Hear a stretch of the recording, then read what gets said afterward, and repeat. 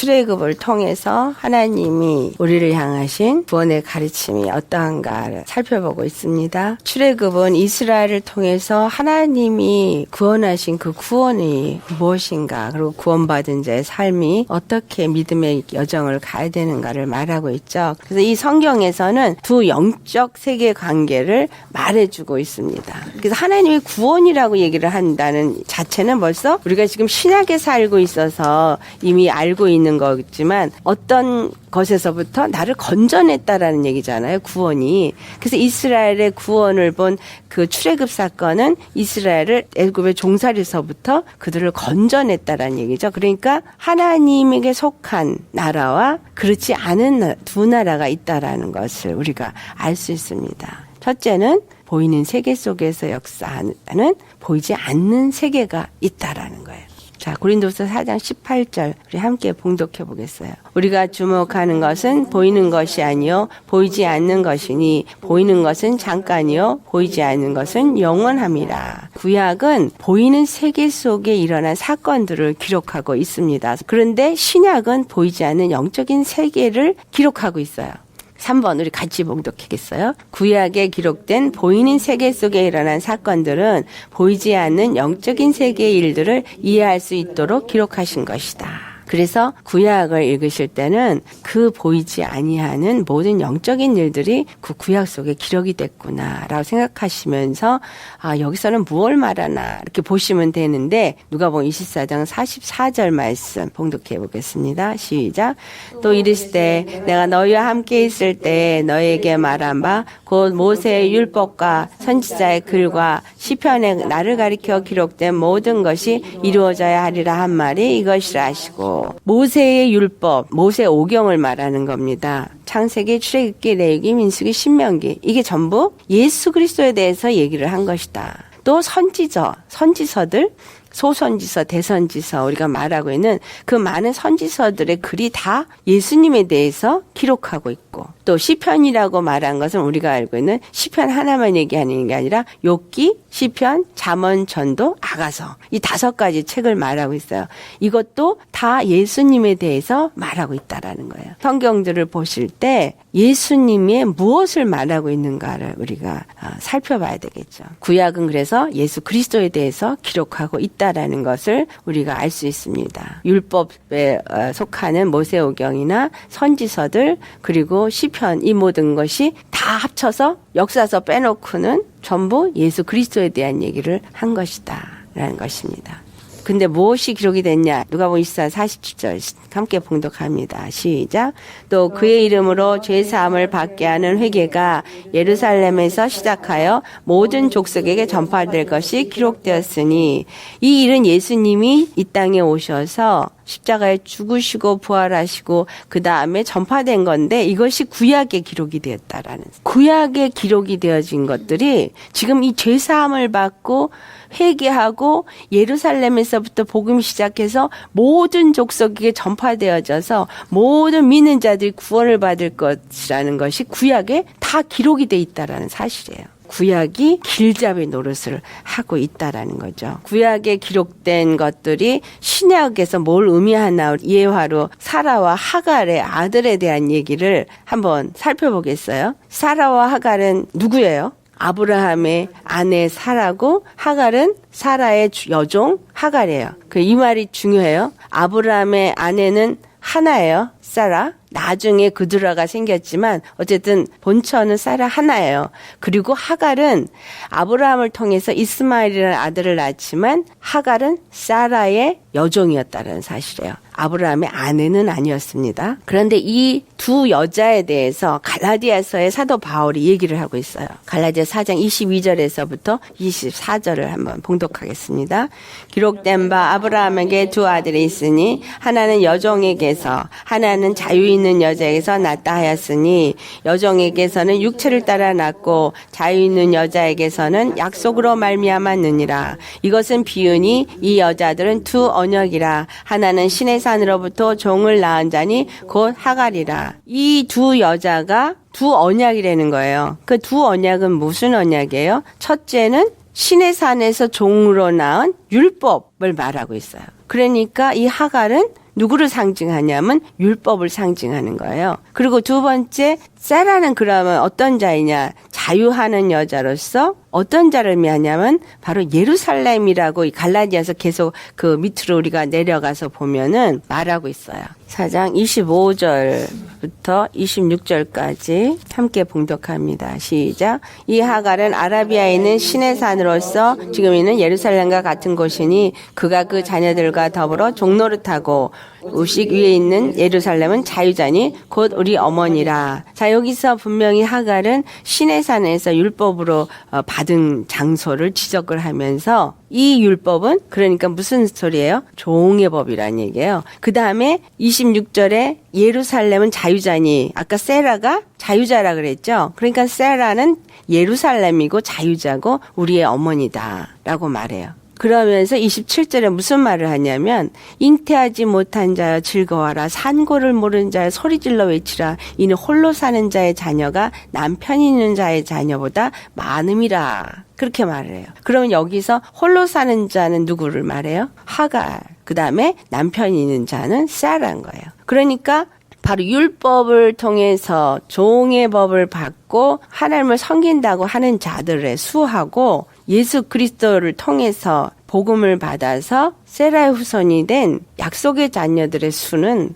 다르다라는 얘기죠. 어느 게 더 많다는 얘기예요? 복음으로 낳은 자녀가 훨씬 더 적고 율법을 따라 사는 자들이 훨씬 더 많다. 그러면서 28절에 뭐라 해요? 형제들아 너희는 이삭과 같은 약속의 자녀라. 우리는 약속의 자녀입니다. 이삭과 같은 약속의 자녀라는 것이 무슨 의미를 하고 있는가 우리는 이제 나중에 우리가 또 살펴볼 거예요. 그러면 여기서 이 육체를 따라 난 자녀와 약속을 따라 난 자녀가 둘이 있는데 약속을 따라 난 자녀는 사라에게서 낳은 자고 육체를 따라 난 자는 하갈에서 난 자다. 그러니까 율법은 무슨 법이냐? 육체의 예법이죠. 행함으로써 의롭다함을 얻으려고 하는 사람들이 율법주의자들이죠. 바리새인과 같이. 그런데 복음은 믿음으로 의롭다함을 얻는 자가 되어지는 자들인 거예요. 약속을 따라서 이삭이 아브라함의 단 하나의 씨가 되어져요. 우리 중요시 알아야 되는 거예요. 아브라함에게 하나님이 언약을 하세요. 축복의 언약을 하는데 그게 창세기 12장에 나오는 말씀이에요. 12장 3절에 너로 말미암아 모든 민족이 복을 받으리라고 하는 그 복의 약속을 받는데 그 복의 약속을 누굴 통해서 한다 그러냐면 다른 자손이 아니라 사라에게서 낳은 아들을 통해서 이룬다. 이스마엘은 먼저 났어요. 이삭보다 먼저 났어요. 이삭이 오기 전에 먼저 온 게 율법이잖아요. 예수님이 오기 전에 율법이 먼저 왔어요. 그래서 이 이삭은 누구를 얘기하는 거예요? 예수님을 얘기해요. 그것이 갈라디아서 한 장 앞에 가보세요. 갈라디아서 3장 16절에 나와요. 근데 먼저 8절 9절을 읽어보겠습니다. 하나님이 이방을 믿음으로 말미암아 의로 정하실 것을 성경이 미리 알고 먼저 아브라함에게 복음을 전하되 모든 이방이 너로 말미암아 복을 받으리라 하였느니라. 그러므로 믿음으로 말미암는 자는 믿음이 있는 아브라함과 함께 복을 받느니라. 아브라함에게 속한 복을 받을 수 있으려면 그에게 약속하신 세라가 낳은 이삭을 통해서 온다라는 이 약속을 가진 자를 통해서 우리에게 올 수 있다라는 것을 이 갈라디아 3장에 말하고 있어요. 16절 같이 봉독합니다. 시작. 이 약속들은 아브라함과 그 자손에게 말씀하신 것인데 여럿을 가리켜 그 자손들이라 하지 아니하시고 오직 한 사람을 가리켜 내 자손이라 하셨으니 곧 그리스도라. 아멘. 이삭은 약속을 따라 왔기 때문에 약속의 자녀라고 말해요. 근데 이 약속의 자녀는 육체의 자녀인 이스마엘하고 어떻게 다르냐면 하나님이 구약에 기록하기를 아브라함이 육체에 기력이 있을 때 아들을 낳아요. 그러니까 육체의 힘으로 낳은 아들이죠. 근데 이삭은 어떻게 해서 낳았어요? 100세에 얻은 아들로서 육체의 노력이나 어떤 능력이나 자기의 어떤 힘으로 낳을 수가 없는 나이였어요. 세라도 경수가 끊어졌고 아브라함도 아이를 낳을 수 없는 늙은 나이였기 때문에 더 이상 육체로는 아무것도 할 수 없다라고 할 때 이삭을 하나님이 약속대로 잉태케 하시고 100세의 아들을 낳게 하셨다는 거예요. 이것이 우리에게 주는 의미는 뭘까요? 우리가 구원을 받는 것은, 아브라함에게 한 약속을 받는 것은 우리의 육체의 노력이나 열심이나 우리 힘으로 얻는 것이 아니라 하나님께서 누구를 통해서만 복을 받을 수 있다라고 정해준 그 사람의 자녀가 될 때에만 얻을 수 있다라는 거예요. 그 사람이 바로 이삭이라고 예표되었던 그리스도라는 거죠. 예수 그리스도에 대해서 이 구약에 말하고 있다. 갈라디아 4장 28절에서부터 31절 말씀 함께 봉독해 보겠어요.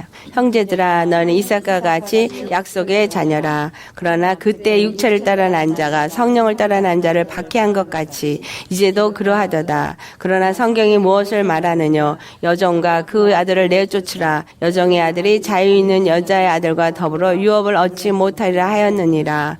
그런즉 형제들아 우린 여종의 자녀가 아니요 자유 있는 여자의 자녀니라. 아멘. 우리가 이삭과 같은 약속의 자녀라는 것은 예수 그리스도를 믿는 자이기 때문에 예수 그리스도 안에서 약속의 자녀가 될 수 있다라는 거예요. 근데 그때 당시 이스마엘이 이삭을 조롱하였을 때 저 여종과 그 아들을 내어 쫓으라고 사라가 얘기를 해요. 그 여종 하갈과 이스마엘이 아브라함의 유업을 얻지 못하고 내어 쫓깁니다. 이 얘기를 왜 구약에 그렇게 기록을 했냐 하면 바로 율법의 행위로는 우리가 하나님의 유업을 받지 못하고 그 약속을 유업으로 받지 못한다라는 거예요. 오직 약속을 통해서 나아진 자들만이 그 유업을 받을 수 있게 되어지기 때문에 힘이나 노력이 아닌 바로 이 세라를 아까 뭐라 했어요? 자유하는 여자를 예루살렘이라고 했잖아요. 그러니까 예루살렘을 통해서 나아진 자를만이 바로 이 유업을 이을 수 있는 자다. 근데 이 예루살렘을 요한복음 2장 19절에서부터 20일 함께 봉독합니다. 예수께서 대답하여 이르시되 너희가 이 성전을 헐라 내가 사흘 동안에 일으키리라. 유대인들이 이르되 이 성전은 46년 동안에 지었거늘 내가 3일 동안에 일으키겠느냐 하더라. 그러나 예수는 성전된 자기 육체를 가리켜 말씀하신 것이라. 그러니까 여기서 얘기한 그 예루살렘이 세라라는 예루살렘은 보이는 건물 성전 예루살렘이 아니라 보이지 아니하는 성전 예루살렘 곧 예수 그리스도를 말하는 거죠. 예수 그리스도를 통해서 나아진 자녀, 그가 약속의 자녀다. 예수님이 약속을 따라서 언약의 표징으로 이 땅에 오신 자녀요. 그리고 우리도 그 약속의 자녀를 믿고 그로 말미암아 나음을 받은 자이기 때문에 우리도 또한 약속의 자녀로서 예수님이 3일 만에 부활하셔서 하나님의 성전에 초석이 되어주셨죠. 기초돌이 되어주셨죠. 그걸 모퉁이돌이 되어졌다라고 말합니다. 우리도 그 모퉁이돌에 합쳐져서 모퉁이돌이 된다. 에베소 2장 20절로부터 22절 너희는 사도들과 선지자의 터 위에 세우심을 입은 자라. 그리스도 예수께서 친히 모퉁이돌이 되셨느니라. 그의 안에서 건물마다 서로 연결하여 주 안에서 성전이 되어가고 너희도 성령 안에서 하나님의 거하실 처소가 되기 위하여 그리스도 예수 안에서 함께 지어져 가느니라. 이 말은 무슨 말을 하냐면 사도와 선지자들의 터 위에 세워졌다. 사도하고 선지자가 누구예요? 선지자는 구약이죠. 구약의 선지자들이 선지서를 썼어요. 근데 선지자들이 선지서를 쓸 때 아까 선지서가 뭐에 대해서 기록됐다 그랬어요? 예수님에 대해서. 그러니까 이 선지자들은 전부 누굴 얘기를 했냐? 예수님에 대해서 얘기를 한 거예요. 이 예수 그리스도가 오셔서 어떤 일을 하실 것인가. 그리고 사도들은 뭐예요? 예수님의 제자들이죠. 뭘 증거해요? 예수님에 대해서 증거하잖아. 구약도 예수님에 대해서 증거했고 신약도 예수님을 대해서 증거했고 신약과 구약을 통해서 누구를 만났어요? 예수님을 만난 거예요. 근데 예수님이 약속하신 대로 오셨고 오셔서 그 약속하신 모든 말씀을 이루시고 누가복음 24장 47절에 예수님께서 죽으시고 부활하셔서 죄사함을 얻게 하는 회개 역사가 예루살렘에서 시작해서 모든 민족이 전파한다 그랬는데 바로 이게 뭐예요? 예수 그리스도의 십자가예요. 십자가에서 죽으시고 부활하신 십자가 복음이 말미암아 예수님이 뭐가 됐어요? 토속이 된 거예요. 모퉁이돌. 이라고 표현하죠. 이분이 모퉁이 돌이 되셨어요. 이 신약과 구약을 오셔서 완전히 다 완성하시고 이 위에 첫 돌로 시작을 세운 거예요. 무엇을 위해서? 하나님의 성전을 짓기 위해서. 예수님이 하나님의 성전이죠. 그 예루살렘, 너희들이 이것을 헐어버려라. 내가 사흘 만에 다시 지으리라. 사흘 만에 지으신 거예요. 그런데 이제부터는 너희들이 하나씩 여기에 벽돌이 되어져 가는 거예요. 한 사람, 한 사람, 한 사람, 한 사람. 어떻게 해서 이렇게 벽돌이 되어져 가요? 이들도 전부 다 뭐가 있어야지 되는 거예요? 십자가가 있어야 되는 거예요. 십자가의 도를 믿고 십자가에서 모내에 대해서는 죽고 이전에 하나님의 성전이 아닌 육체 사람은 죽고 예수님과 함께 연합되어져서 예수님이 죽으시고 부활하신 복음 안에서 믿음으로 건물마다 서로 연결하여서 주 안에서 성전이 되어가고 성령 안에서 하나님의 거하실 처소가 되기 위해서 예수 안에서 함께 지어져 간다. 그래서 지금 하나님이 뭘 세우고 있는 거예요? 하나님의 성전. 이게 하나님의 예루살렘이라고 표현돼 있죠. 근데 이 예루살렘을 계시록에 보니까 새 예루살렘. 그러니까 새 예루살렘은 또한 엄밀하게 말하면 예수 그리스도의 몸이라고도 표현되어지고 또한 교회라고도 표현되어지는 거. 한 사람 한 사람이 여기 와서 다 연합이 돼야 되는 거예요. 근데 무엇으로? 십자가로. 십자가에 못 박힌 자가 되지 않으면 여기에 연합이 될 수가 없다라는 거예요. 그러니까 우리의 믿음은 바로 이 구약과 신약에 나타나고 있는 예수님, 선지자가 말했고 또 제자들이 많은 사도들이 말한 것을 믿고 믿음에 동참되어졌을 때 나도 약속의 자녀가 되어져서 하나님의 성전으로 지어져 가게 된다. 그 일을 하나님이 지금 이루고 계시고 무엇으로? 성령으로. 그 일을 하나씩 하나씩 이루어 가시는 거예요. 한 사람 한 사람을 정성스럽게 만들어 가시는데 새 예루살렘 내려올 때 어땠다 그랬어요? 보석으로 지은 집이에요. 새 예루살렘이 내려올 때 그 보석 하나하나가 바로 우리 한 영혼들인 거예요. 그 보석들은 전부 뭘 말해요? 하나님의 생명이 나타나는. 보석이 만들어지려면 어떻게 해야 돼요? 잡티는 다 버려야 돼요. 잡티는. 그쵸? 용광로에 들어갔다 나와야 얼마나 피워요. 여러분이 뭐 다이아몬드일지 자수정일지 뭐 모르겠지만 어쨌든 하나님 우리를 그렇게 만들어 가시는 거예요. 예수님의 색깔, 사랑의 색깔, 생명의 그 영광의 빛이 나타나는 자가 아니면 성전이 될 수가 없는 거예요. 왜? 이 성전은 거룩하니까. 베드로전서 1장 14절 15절 모든 행실에 거룩한 자가 되라. 내가 거룩하니 너희도 거룩해.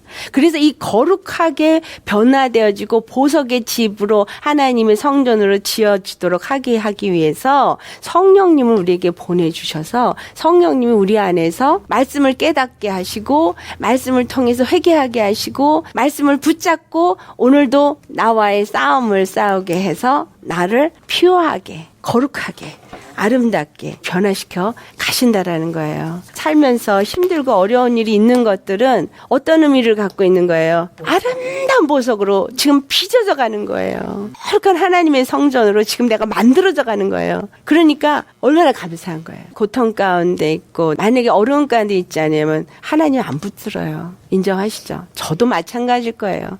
저도 모든 게 풍족하면 하나님이 필요 없어요. 사는 목적과 이유가 달라졌으니까 상관이 없어졌지만 우리의 삶의 목적은 바로 이 하나님이 거하실 성전으로 지어져 가는 거예요. 이 성전은 어둠이 하나도 없다 그랬어요. 그러니까 죄가 하나도 없다는 얘기야. 여러분이 지금 성전으로 하나님 앞에 갈 때 그 안엔 어둠이 하나도 없고 빛만 있다 그랬거든요. 예수님 영광만 가득하다 그랬어. 부활해서 하나님 앞에 갈 때는 영광스러운 몸으로 변화돼가지고 정말 내가 거룩한 몸으로 입고 가는 거기 때문에 거룩한 성전이 되어져 간 거예요. 그때는 우리 모두가 다 같이 하나님의 성전이 돼서 할렐루야 할렐루야 할렐루야 할렐루야 그냥 찬양만 하는 거지. 이렇게 거룩하게 나를 만들어주신 하나님 얼마나 감사해요. 많은 자 중에 택하셔서 나를 이렇게 거룩하게 하시고 하나님의 성전이 되게 하시고 하나님의 성령이 거하실 처소로 우리가 만들어져 가고 있다는 거예요. 천지를 지으신 하나님이 내 안에 거하셔서 나를 만나는 거예요. 우리하고 완전 친밀한 교제가 이루어져야 돼요. 친밀한 교제가 매 순간 내 심령 속에서 일어나야 돼. 눈 뜨면서 예수님 살면서 예수님, 걸으면서 예수님, 일하면서 예수님, 예수님, 예수님, 예수님. 그러면 예수님 자꾸 찾으면 어떻게 돼요? 너무 기뻐지고 너무 감사해지고 그냥 가슴이 뭉글뭉글뭉글해지고 그 사랑이 느껴지고 그 사랑 안에서 막 예수님 너무 감사해요. 예수님 너무 감사해요. 예수님 너무 주님 너무 사랑해요. 막 이런 고백을 하는 남녀 간의 사랑보다 더 진한 사랑이 바로 예수님과 우리의 사랑의 관계라는 사실이에요. 그 사랑 속에서 매일 행복하게 그분 앞에 사랑 고백을 하시는 우리 되시기 바랍니다. 그거를 위해서 하나님이 나타내 주신 사건이 뭐냐면 두 세계가 있다라는 걸 보여주는 거예요. 두 세계가 무슨 세계냐? 보이는 세계를 통해서 보이지 않는 세계가 있다는 걸 나타내 준다라는 거죠. 이사야서 45장 7절 말씀 우리 봉독해 보겠습니다. 나는 빛도 짓고 어둠도 창조하며 나는 평안도 짓고 환난도 창조하나니 나는 여호와라 이 모든 일들을 행하는 자라 하였노라. 아멘. 여기서 빛도 짓고 어둠도 졌다. 이 말은 생명의 빛, 사망의 어둠을 말해요. 평안도 짓고 누가 평안이에요? 빛이 평안이에요. 환난도 창조하나니 이 환난이 어디 속에 있어요? 어둠 속에 있어요. 나는 이 모든 일을 행하는 여호와다. 라고 말씀하시는 얘기는 빛과 어두움의 주권자다 이 말을 하시는 겁니다. 보이는 세계의 빛과 어두움은 보이지 않냐는 영적인 빛과 어둠을 의미합니다. 창세기 1장 2절에서부터 4절에 있는 말씀이 그것을 우리에게 말해주고 있어요. 함께 봉독해 보겠습니다. 땅이 혼돈하고 공허하며 흑암이 깊음 위에 있고 하나님의 영은 수면 위에 운행하시나니 하나님이 이르시되 빛이 있으라 하시니 빛이 있었고 빛이 하나님이 보시기에 좋았더라. 하나님이 빛과 어둠을 나누사 땅이 혼돈하고 공허하며 흑암이 깊음 위에 있고 이 말은 창세기에서 천지를 창조하실 때의 일만이 아니라 이 창세기는 하나님이 그 구원을 시작하시는 영적인 역사를 이룰 때 그 모든 일을 지금 하시면서 첫 번째 일에 빛이 있으라 하는 일을 하신 거예요. 영적으로 하나님이 우리를 구원하시기 위해서 마귀를 진멸하시고 예수 그리스도가 이 땅에 오셔서 그 모든 일을 하시는 거를 지금 빛으로 표현되어져 있는 거예요. 이해할 수 있는 비유로. 땅이 어디예요? 이 땅, 이 세상, 또 내 심령, 이 세상도 되고 내 심령도 되는 거예요. 이 땅이 지금 어둠 속에 있으니까 혼돈하고 공허하고 흑암이 깊은 위에 있어요. 영적으로. 사람들이 어디로 갈지 몰라. 무엇이 옳은지를 몰라. 무엇이 옳은지 그른지 요새는 뭐가 진리인지 모르겠다 그래요. 이분 신앙생활 하는 사람들까지 뭐가 진리인지 모르겠다 그러고 어느 게 옳고 그른지 분별이 안 된다 그러고 지금은 어떤 개념들이 다 터져버려가지고요. 굉장히 혼돈돼 있어요. 세상이 혼돈했어요. 그런데 공허해 또 거기다. 사람들 심령들이 얼마나 지금 공허해서 허한지 갈급해가지고 목말라하고 영적으로 그리고 그들이 어둠 속에 완전히 다 잡혀 있어서 캄캄해. 흑암이 깊음이 있다는 얘기는 그냥 어둠이 꽉 찬 거예요. 근심, 걱정, 괴로움, 고통, 염려 고통에 꽉 차 있어요. 거기에는 즐거움도 없고 빛도 찾아볼 수가 없을 만큼 그냥 찌들어서 살고 있죠. 그런데 그 어둠은 캄캄할 때는 어디가 길이고 어디가 물이고 어디가 돌밭인지 아무도 알 수가 없는 거예요. 그러니까 가다가 돌에 넘어지고 가다가 물에 빠지고 그러는 거예요. 다 소경이 되니까. 우리 눈 뜨고 있지만 캄캄하면 다 소경이에요? 아니에요. 소경이에요. 안 보여. 아무것도 볼 수가 없어요. 그러니까 눈이 떴다고 하지만 영적으로 다 소경이 되어져 있으니까 모른다는 거예요. 그럴 때 빛이 쫙 비치면 어떻게 돼요? 볼 수 있어요. 그러니까 예수님이 내 안에 빛으로 임하시면 볼 수 있어요. 뭐가 드러나게 돼요? 어둠이 드러나게, 죄가 드러나게 되고 잘못된 것이 뭔지 고쳐야 될 것이 무엇인지 알게 돼요. 예수님의 말씀이 빛이라 그랬거든요. 그래서 그 말씀의 빛은 또한 생명의 빛이라고 말해요. 이 예수님이 말씀으로 내게 빛을 비치실 때 그 말씀이 나로 하여금 깨닫게 되어질 때 열려지는 거예요. 눈이 열리죠. 영적 눈이 열려요. 아, 내가 이걸 잘못했구나. 아, 내 생각이 이런 부분에 옳지 않았구나. 아, 내가 이거는 잘못 알았구나. 이런 것들이 뭐예요? 빛으로 말씀이 내 안에 오니까 알아지는 거예요. 그리고 또 말씀이 빛으로 올 때 뭐래요? 아, 하나님이 사랑이시구나. 하나님이 나를 얼만큼 사랑하신지를 알아지는 거. 이런 것들이야. 비유적으로 빛으로 표현했지만 말씀이 우리에게 그런 것들을 뭐예요? 열어주시고 알게 하시고 깨닫게 해주시는, 이게 뭐야? 내 안에 빛으로 임하시는 거죠. 성경에는 많은 곳에서 빛과 어둠에 대한 얘기를 하고 있습니다. 주님의 구원의 역사를 예수 그리스도를 통해서 빛과 어둠을 나누시는 일을 하신다는 것이 이미 창세기 1장에 기록되어져 있는 거예요. 그래서 빛과 어둠을 나누시는 거예요. 그러니까 세상에서도 믿는 자와 믿지 않는 자가 나뉘어지죠. 믿는 자 가운데서도 이스마엘과 같은 자와 이삭과 같은 자가 나눠지는 거예요. 약속의 자녀와 육체의 자녀가 나눠지고, 약속의 자녀 중에서도 정말 영적으로 하나님만을 가는 신령한 자와 육신의 사람이 나뉘어지고 계속 분리가 일어납니다. 그 분리는 무슨 분리를 일으키는 거예요? 정말 누구에게 속해 있는가를 분별시켜주는 거죠. 나는 누구에게 속해 있냐? 하나님에게 속해 있나? 아니면 어둠에 속해 있느냐? 이 영적인 두 세계는 하나님의 나라, 빛의 나라를 말해요. 그거를 다른 말로 생명의 나라라고 말하는 천국이죠. 다른 하나는 이 어두움의 나라, 사단의 왕국, 마귀가 지배하는 나라, 그곳에는 사망이 지배하는 나라. 두 나라가 존재하는 가운데 중에서 우리는 선택받은 자라는 사실이에요. 할렐루야. 그래서 이 출애굽기를 통해서 뭐냐면 이스라엘이 선택받은 자잖아요. 택함 받았어요. 그래서 그들을 애굽에서 이끌어내는데, 애굽이 누구냐? 바로 이 세상 임금인 거예요. 세상에서부터 우리를 이끌어내셔서 어디로 인도해요? 빛의 나라, 생명의 나라로 우리를 인도하신다는 거죠. 골로새서 1장 13절 14절 말씀. 그가 우리를 흑암의 권세에서 건져내사 그의 사랑의 아들의 나라로 옮기셨으니 그 아들 안에서 우리가 속량 곧 죄사함을 얻었도다. 아멘. 흑암의 권세, 사단 왕국, 그 어둠의 나라, 사망의 나라에서부터 우리를 건져내서 그의 사랑의 아들의 나라, 빛의 나라, 생명의 나라, 그 천국으로 우리를 옮기셨다. 그것이 바로 우리 예수 그리스도 안에서 우리가 죄사함을 얻어진 것이다. 구속 곧 죄사함. 그렇죠? 죄사함을 얻은 자입니다. 그러니까 무엇이 요구되어져요? 이제는 내가 빛의 나라에 속한 자로서의 삶을 사는 것이 요구되어진다라는 사실이에요. 그래서 우리는 끊임없이 뭘 임해야 되냐? 우리 인생의 걸음걸음 속에서 나는 빛의 나라에 속한 자야. 그럼 빛의 나라에 속한 자의 하나님이 나의 하나님이야. 그러니까 그 하나님만을 의지하고 그 하나님만을 따라가고, 그럼 빛의 나라에 속한 자의 삶을 어떻게 살아야 되냐? 그래서 말씀을 배우고 거기서 우리가 끊임없이 두 길에서 하나를 택해서 생명의 길로 나아가는 삶을 살아야 한다. 그런데 내가 알아서 길을 찾아가는 것이 아니라 우리는 길을 몰라요. 예수님만이 그 길을 아시거든. 그래서 우리에게 성령님을 보내주시고 성령님이 우리를 하여금 그 길을 갈 수 있게끔 인도하여 주신다라는 거예요. 내가 혼자 가는 게 아니라 성령님이 나를 인도해 주셔요.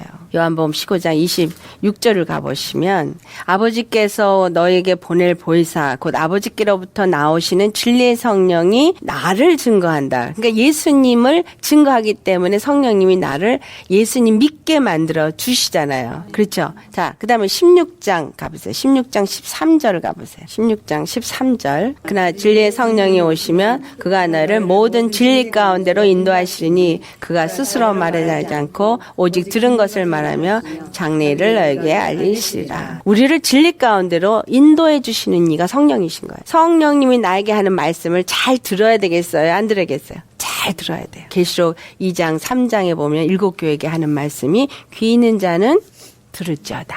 그 말씀은 무슨 말이에요? 하나님의 말씀을 들어라 이 말이에요. 뭐 희귀한 소리를 들으려고 성령님 말씀하시옵소서 내가 어떡할 거 이게 아니고 하나님의 말씀을 경청해서 하나님의 말씀을 잘 듣고, 왜냐하면 성경 말씀에 이 가르침이 다 있어요. 어떻게 살아야 될지, 뭘 버려야 될지, 뭘 해야 될지, 뭘 하지 말아야 될지를 다 말하고 있거든요. 그것을 진리 가운데로 나를 인도하도록 성령님 그 말씀을 읽을 때 깨달아 알게 해주시고 그때그때마다 나한테 그 말씀이 찔림으로 오고 깨닫게 하여 주신다라는 거예요. 하나님의 영이 수면에 운행하신다는 얘기가 뭐예요? 성령은 말씀과 함께 움직인다는 거예요. 성령은 항상 말씀과. 그래서 내가 말씀에 순종하면 할수록 성령님이 내 안에 더 들어오시는 거예요.